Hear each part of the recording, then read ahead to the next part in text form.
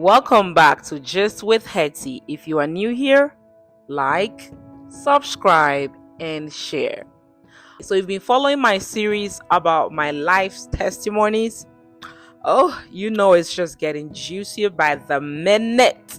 If you've not watched, go watch the other episode, okay? Then you know what we're talking about. Your girl here is now pregnant after God using me to break down a generational curse of getting married and not getting pregnant. Now I'm married. My cousin of 16 years, who's not had a child of her own, also got pregnant. We were both pregnant with boys. Let me talk about my pregnancy. Because it was a destiny pregnancy, it was later on in life I realized that it was not just that pregnancy. Because I was being used as a tool to break down a generational curse, it wasn't gonna be easy. But I didn't get that in the beginning. But I learned very quickly, because when God chooses to use you, don't go be telling him that you can't speak like Moses did.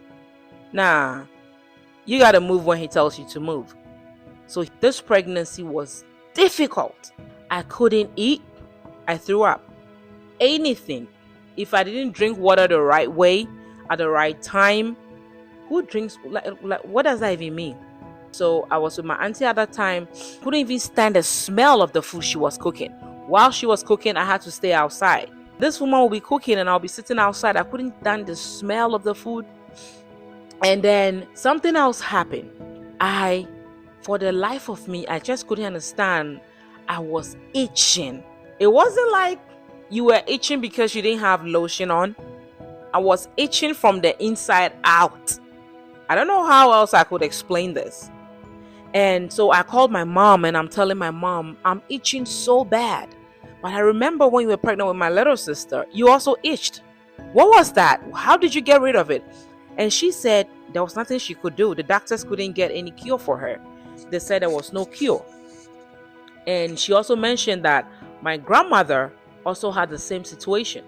I remember my mom could itch so bad under her feet, was so itchy that she would put like a stone in a hot coal, and then once it starts to cool down a little bit, she'll put her feet on and her whole feet will be swollen from the heat from the stone, just to stop her feet from itching. Her whole body, I'm talking from the crowns of your head to the soles of your feet, kind of itching. And you just couldn't figure it out, because the thing was, you were itching inside. It wasn't like you were itching on your skin. It was inside, and the feeling was on your skin. The thing was inside, so you were scratching your body and you couldn't get relief. And so for me, I could scratch my body so bad that I started bleeding. So my husband was worried. He wasn't around. It was my first child. What is this? And I knew that it wasn't ordinary, considering the circumstances of me getting pregnant. So I started waging war. Even as I was pregnant, there were times where I could fast from morning till 12, sometimes if I could stretch it to 2. And so it wasn't advisable to do so, but I was on a spiritual journey. But whenever I did that, I could have a little bit of relief during the fasting period. But right after I was done with the fasting, I just went back to itching. And then for the life of me, I just couldn't understand what was happening. My mom said there was no solution during her time. My grandma never had any solution. So here I was, faced with the same predicament, and I didn't have a solution. I made an appointment, went to see my doctor. Some tests were run. She said she had a suspicion, but she wanted to test to be sure. And so we had a test, and then it came out that I had cholestasis of the liver. I hope I'm mentioning the name right. Cholestasis or cholestasis, something like, what is that? And I asked the doctor, what is that? According to her, this happens to 1 in 1,000 Asian women. Do I look Asian to you?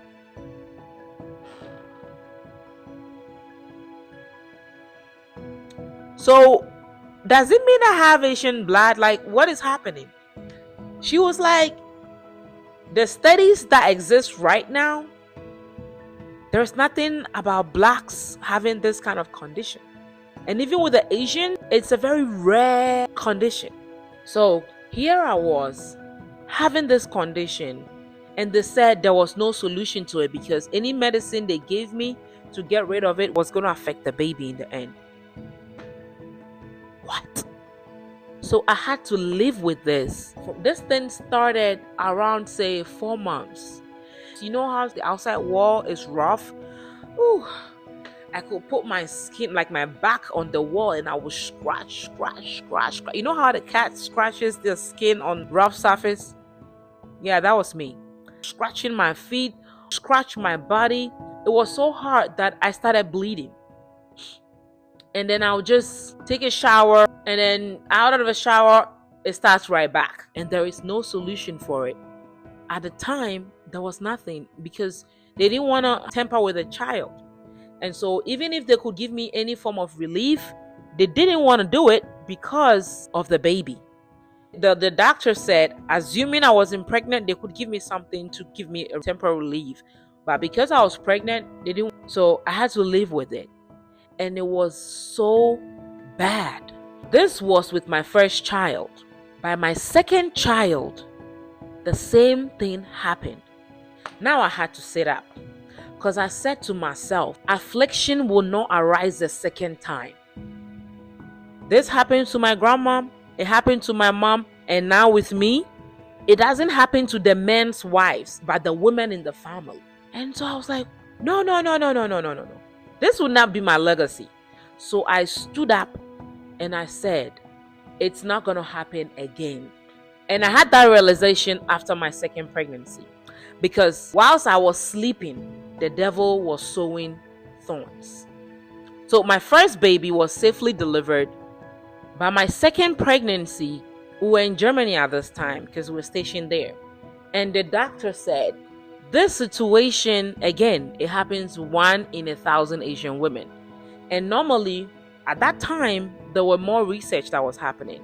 So the doctor said that my situation means that it's either me or the baby that is going to survive.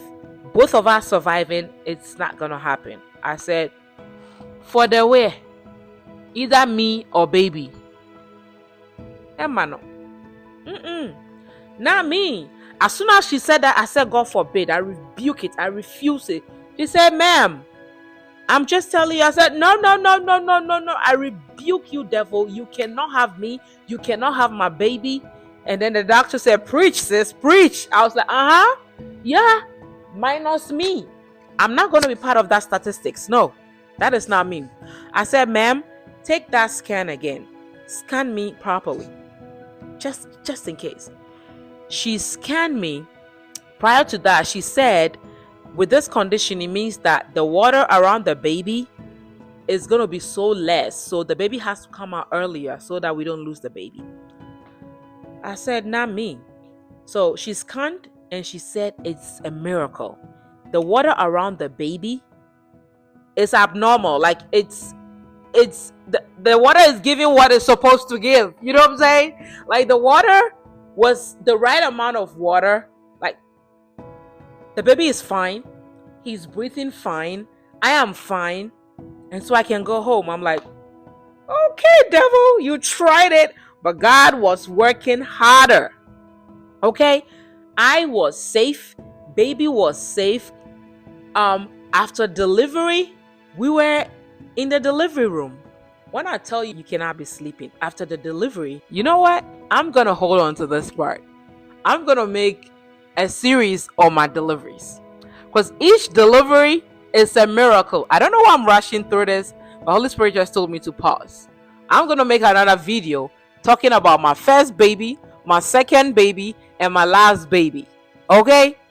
The whole thing was a miracle. It was a process. And you need to hear about this testimony. The world needs to hear about this testimony. Because if you're losing your faith, please don't lose your faith.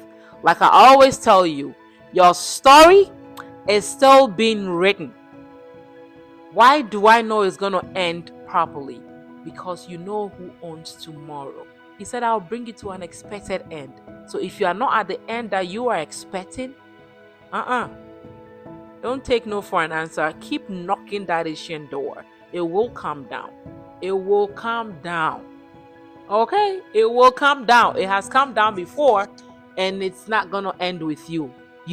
will make it. To this note, come back on my childbirth. all three babies. I'm going to talk about that in the next episode. It's going to be fun. You don't want to miss this. You don't want to miss this. I love you. See you next time on another episode. Mwah. Go be great. All right. Like and subscribe and share. See ya.